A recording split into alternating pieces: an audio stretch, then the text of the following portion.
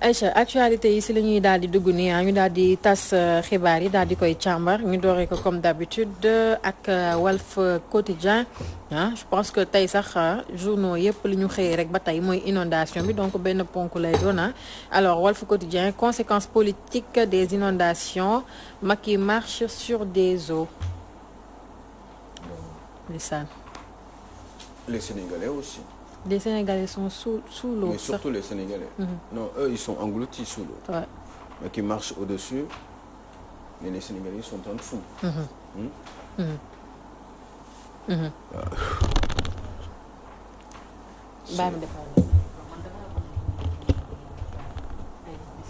Kapulo. kañ soppali. Ana fi yàgg te yow. Budul fan. Ana nga am juróomi doom. ak ñaari jigéen. d'accord sa fans yi nekk ci Facebook bi ñooy wax ne dégguñu la nii nañ nga wax bu baax. waaw parce que ñëpp a ngi lay xaar nag ci inondation yi. c'est vrai. mais xam nga inondation yi à moins de faire du bis repetita. mais c'est vrai que hier wax nañ ci. et j'étais en train de réfléchir. par rapport à xaalis bi lépp luy xaalis lu ñu jot a def ci inondation depuis 15 ans ou même 20 ans Ablaye Wade ñëw na fii. Il y a eu beaucoup de plans yoo xam ne tegoon nañ ko parce que dañu xalaatoon ni dañu war a wut ay solutions pour résorber les difficultés qui sont liées aux inondations. Depuis Ablaye Wade ba ci Macky Sall on se rend toujours compte que ni ça ne marche pas. maa ngi dégg Abdoul Mbaye ne ancien premier ministre du Sénégal. mu ne plan Orsec bi 750 milliards yi pratiquement kenn dugalu ko. yi Macky Sall doon wax. y en a qui disent 767. kenn dugalul xaalis. ci je vais finir par manger le micro. yow doo dem. kenn laa lay wax ni liggéeyu si ba Sénégalais yi gis ci seen bopp. xam nga man lan lay wax. moi j'aimerais bien que ingénieurs yi des fois. ñiy liggéey biir Sénégal ñu ñëw taxaw ñu laaj leen lan mooy problème bi bu fekkee ni ñeme nañu. parce que xañ na peut-être ñoom dañuy xam li nga xam ni moom la ñu war wala ni nga xam ne noonu la ñu war a liggéeyee pour que mbir yi dox parce que jàng nañ ko école xam nañ tali nan la ñuy def pour bu ci taw tuuroo pour mu bañ a yàqu xam nañu nan la ñu war a mën a def pour faire des drainages pour que canalisation yi yegg ndox yi yegg mën a yegg ba fi nga xam ne du sonal doomu aadama yi. Pourquoi à chaque fois bu ñu commencé benn liggéey ou liggéey bi du yegg wala liggéey bi du baax. question yooyu laa toog mu may taxaw de comme ça et je me dis que ni est-ce que dañu mënul liggéey. dañu amul xam-xam dañu amul xaalis wala dañu amul Pastef pour liggéeyal véritablement suñu réew wala est-ce que tout simplement dañu égoïste suñu bopp rek la ñuy xalaat est-ce que seet ngeen yenn kër yi bu ko amee wax suñu bopp la ñuy xalaat est-ce que seet ngeen même boo leen demee dans les zones résidentielles ci Sénégal à quelques exceptions près est-ce que seetlu ngeen seen tali yi ñoom ci seen biir da ngay gis ay kër yu rafet mais dem leen Almadies exemple la bi nga xam ne après indépendance lañ ko defar Fann Résidence d'accord tane na parce que tubaab yi ñoo ko defar Médina tane na seen kii seen système de drainage canalisation yooyu seen viabilisation yi ni ñu viabiliser seen gox yooyu tane na parce que tubaab yi ñoo ko defar Médina bi ngay gis ne ak lu mu bari nit ni yokku multiplié wu par 10 gis nga ni Médina pourtant du am ay problème inondation mais pourtant boo demee fii ci Almadies wala zone résidence yu bees yi ngay dégg nii lan ngay gis kër yu rafet nga fay gis ay kër yu bakkane mais seen tali yi est-ce que gis ngeen leen est-ce que gis ngeen tali yi ni mu mel nga dem ay Maris yi kër yi nga fi nga xam ne ay ingénieurs sénégalais ñoo ko defar ay kër yoo xam ne ay gox yoo xam ne dëkkuwaay yi après indépendance la am il y a 20 ans 30 ans da ngay gis canalisation yi ak tali yi dara baaxu ci te pourtant ay sénégalais ay ingénieurs ay nit ñoo ko defar ay entrepreneurs ay ñoo xam ne dañu gagné ay marché pourquoi ça n'a pas marché est-ce que gars yi dañu mënul wala gars yi dañu iñaan parce que xaalis bi ñu leen di jox pour ñu liggéey duñ ko ci def parce que dañuy teg deal ak ñi leen di jox marché yi ba nga xam ne liggéey boobu du dem man question yooyu lay nekk di laaj mais j'ai comme l'impression que ni en réalité gars yi dañu bon dañuy iñaan parce que bu fekkee da nga jóg pour liggéeyal sa askan ñu jox la di la fay nga war a def liggéey bi pour parce que mais taw day am yenn dëkk yi day taw chaque jour pratiquement donc boo leen di tabax seen i tali war a def seen i canalisation surtout Ndakaaru nga xam ne géej gi soriwul à gauche géej gi soriwul à droite mais loolu pratiquement même pas 5 kilomètres à droite et à gauche boo leen defee canalisation ndox bi day dem mais pourquoi ils ne le font pas est-ce que encore une fois dañu mënul wala dañu soxor wala ñoom seen bopp kese ñeneen ñi seen entourage wóoluwuñ leen te je vous en prie. xam nga leen la c'est des questions que je suis en train de poser. parce que yow di nga ñëw tey kii comme ni ma wax mâchoire d'argent. yow nga jël nga ne Modou bii di toog si koñ ba. sama booy la deful dara xëyul gontul. ma oo la ma ne booy yow foog ma defaral la dara foog nga am xaalis. ma jox la veste jëm ànd ak yow centre ville équipé la jox la benn garde-robe ne la demal créer benn société. nga créer société ak këyit nga teg sa genre cabinet man maa nekk si ginnaaw de man maay autorité bi maa nekk si ginnaaw prête non la. ma xëy jox la marché yow amoo benn tracteur sax amoo ko ndaraan bi gën a néew amoo ko. amoo lenn nga ko compétir ma ñëw valider léeg-léeg ma jalgati yoon sax def ko demande de renseignement de prix waaw demande DRP laa koy def te xam naa ne loolu du yoon.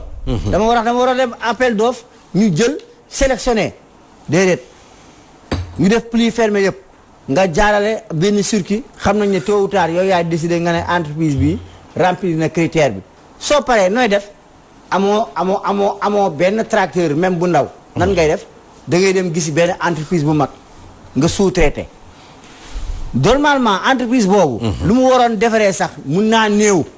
benn mu nekk ñaari sàcc mu nekk sàcc benn xaalis bi nga laaj ëpp na ñaar amoo qualification professionnelle. ñett amoo prérogative pour vérifier ndax li nga liggéey parce que amoo xam-xam bi. kooku ñëw liggéey lu ko neex mu def rafistolage te lu bëri lu ñuy def ouvrage yi dañ koy def sans réseau d'assainissement. boo deful réseau d'assainissement ba pare defoo kiiwu canalisation mu taw ñee amuñu fu ñuy tuur ndox par exemple nga jël ndoxu kii parce que souvent dañuy confondre système d'évacuation des eaux pluviales ak réseau d'assainissement bokkul. nga jël ndoxu petite tuur ci tali bi bëtt ko mu taw ndox bi wala ngaan day taxaw. bu taxawee mais le cycle de l'eau revient su ñëwaatee mais évidemment ça va causer des préjudices. léeg-léeg aussi ñuy imputé ne yéen dem dëkk ji foo xam ne.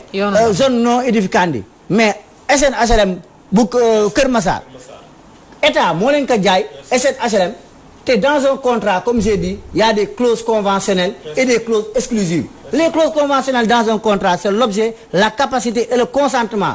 Les clauses exclusives dama lay jaay terrain bi baax na te fekk ma commandité samay expert géomètre dem ci benn banque bi def marketing nga nekk sax immigré banque bi téléphoné la kër yi baax na de nangam modalité de paiement fekk yëpp fourage nga dem jënd nga am musiba. kon fu mu toll nii lu jiit njaak nguur gi. xam na li xew. na jël ay responsabilités ñi nga xam ne ñoo def ouvrage yi def ay faute. sunu xaalis lañ jël di ci def ouvrage yi. lor ay nit nañ ubbi enquête. ku ci def lu warul def yóbbu la ci yoon. suñu xaalis la ñuy jël ba pare di ko jëlaat parce que déjà là on parle de 750 milliards yoo xam ne déjà l'ancien premier ministre Abdoul Mbaye nee na ces 750 milliards n'ont jamais été dépensés te fi mu nekk nii tamit ñu ngi defaat beneen plan d'urgence war a génne waat 50 milliards encore pour dugalaat ko ci ay affaire inondation. xam nga Fatou Ka xam nga man maa mënul nangu dara.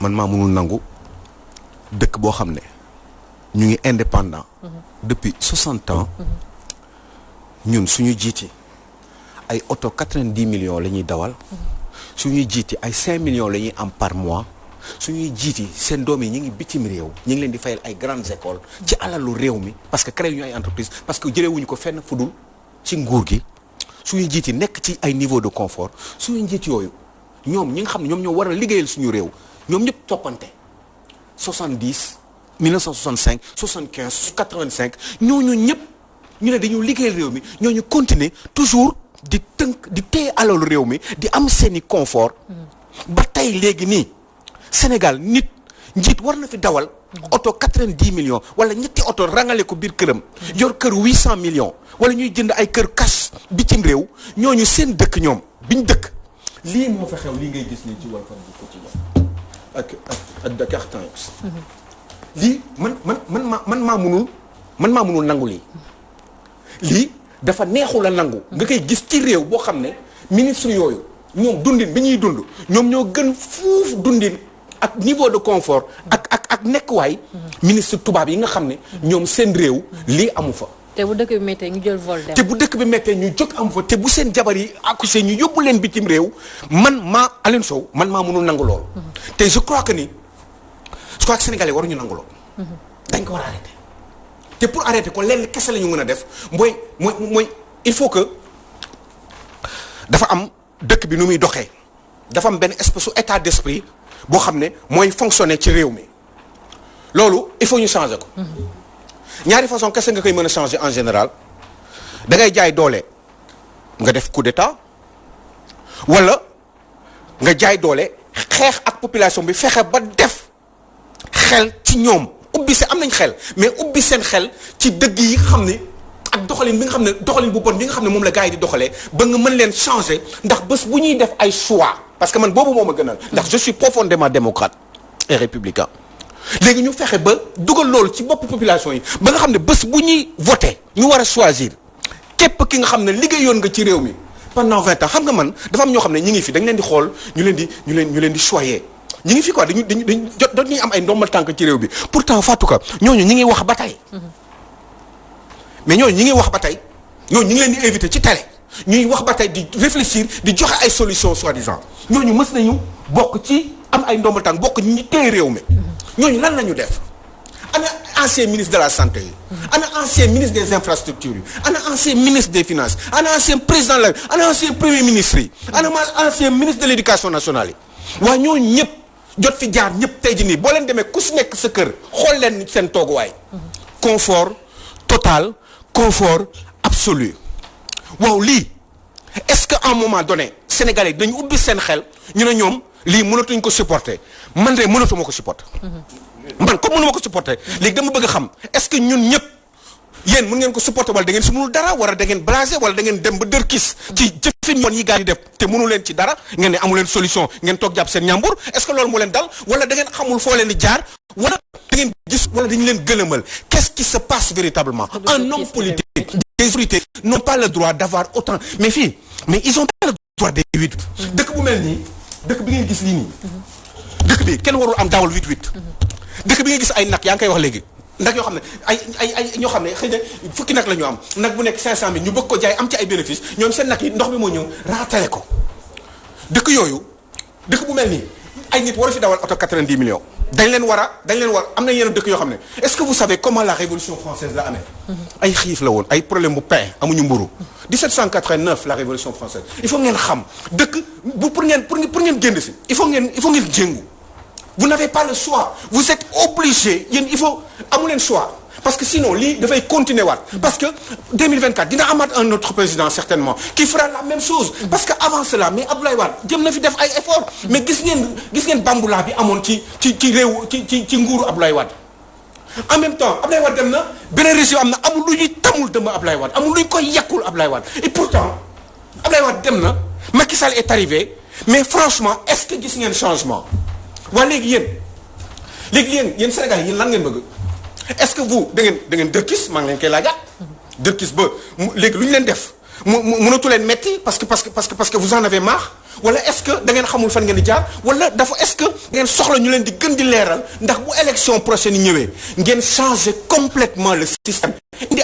ay ñu bees te ñi fekk mais vous vous rendez compte mais comment des gens comme ay Moustapha Niasse doivent pouvoir continuer à être au pouvoir jusque maintenant est-ce que xam ngeen tey Moustapha Niasse Macky Sall tey jii nii Macky Sall bu fi jógee woon tey jii nii yàlla na yéex nii wala problème am moo am empêchement est-ce que xam ngeen Moustapha Niasse moo koy remplacer est-ce que xam ngeen constitution bi dafa ne ku am plus de 75 ans waroo nekk président pourtant Moustapha Niasse am na plus de 80 ans te pourtant nee naa leen seen constitution bi baaxul parce que tey jii nii constitution bi day tere ku nekk ku am plus de 75 ans nekk président waaye Macky Sall tey léegi nii bu amoon empêchement léegi nii tout de suite Moustapha Niasse moo koy remplacer waaw loolu est-ce que yéen bàyyi ngeen xel ni loolu baaxul est-ce que xam ngeen aussi ni tey jii nii assemblée nationale amul droit daaneel gouvernement bi motion de censure amatul est-ce que xam ngeen ni président de la république amatul droit dissoudre assemblée nationale mais est-ce que xam ngeen tey jii nii bu élection présidentielle amoon léegi nii non élection législative député bu amoon léegi nii Macky Sall perte assemblée nationale opposition bi am majorité foofu est-ce que xam nga day am crise politique au Sénégal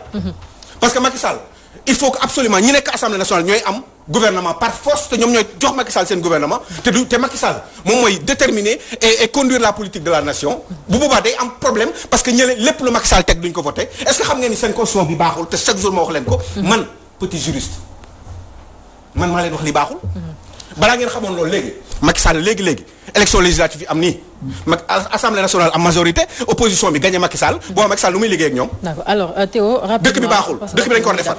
discrimination boo xam ne l'une dañ ko fàtte wax sànq. xooloon ñoom ni ñu arrangé woon durant le régime socialiste dañoo xool ñoom kër yi des te tubaab yi bàyyi ko fi mu baax. pour ñu récupérer ko. ñu mel ni ay fan. ñoom bu ñu koy jënd dañ ko def lan. te yooyu ni état bi moo ko moomoon patrimoine ñëpp la ñoom ñu arrangé wu les anciennes pointes du régime. ku si nekk. séddoo ci ñoom ñëpp. ah et puis xam nga nan lañ ko jëndee. par mensualité ay mensualité 20 000 40 000 50 000 payable en 20 ans ou en 30 ans. ñoom ñëpp mais ça c'est très grave. alors que yow baadoolo bi nekk fële. jëm jaay ko terrain jaay ko terrain boo xam ne xam nga ne li ñu ko jaay du yoon. commettre ay géomètres ñu def lu leen neex.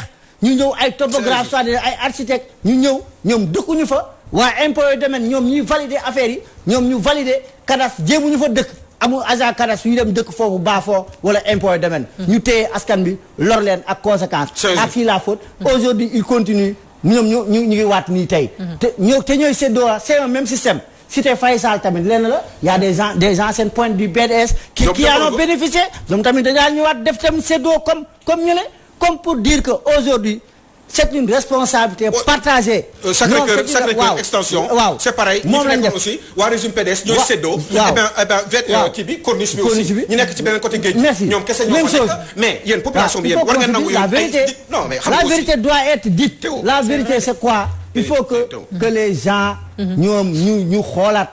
notre façon de faire la politique au Sénégal. foog ñu xoolaat ko. nit ki doo ne bëgg askan bi laay dox. waaye boo toogee sa poche ngay dox. nga xalaat nag ëllëg yàlla. parce que au-delà de la justice sur terre dama koy wax toujours y a une justice divine. et la justice divine. boobu dafa garaaw de. ñoom est-ce que sax xam nañ ne yàlla am na des fois dafa mel dañ koy fàtte alors Somplo très rapidement parce que li ñu gisee si waxtu bëriwul il faut ñu wax ci réew mi quotidien li nga xamante ne def nañ ko ci suuf révélation du SYNPICS Yakham Mbaye a menacé Bamba Kassé de mort mu mel ni Bamba Kassé dafa jot daal benn SMS boo xamante ne moom Yakham DG Soleil moo ko siy def ay menaces. la moo tax mu def loolu lu tax mu menacé ko. parce que liiruma ko. mi ngi nii ci biir li nga xamante ni moo di lii ban journal. réew mi quotidien parce que ñoom dafa amoon article boo xamante ni dañ ko bindoon ci Le Soleil ak ñi nga xamante ni ñooy waa APS comme quoi seen liggéey daal ñoom defuñu ko bu baax a baax. genre léegi yaa xam menacé ko de mort. ah bon bu fekkee ni dëgg la de moo xam ne nag vraiment yaa xam est effronté quoi. bu fekkee ne dëgg la ma xam ne nag waa ji ku yabaate la quoi. ah bon on menace de mort maintenant menace mais fan la ko teg moom parce que dafa nekk ci nguur gi moo tax muy menacé Bamba Kassé ci nguur gi la nekk moo tax mu koy menacé mais bu fekkee ni ñoom Bamba Kassé li ñuy wax ni wala li ñuy défendre ce n'est pas de bonne cause wala ce n'est pas en rapport avec la vérité mais na ko porter plainte wala mu dem fi mbaxane doone benn wax li mu war a wax wala mu ñëw si télé yi wax ni Bamba Kassé li mu wax dëgg la waaye di ko menacé de mort.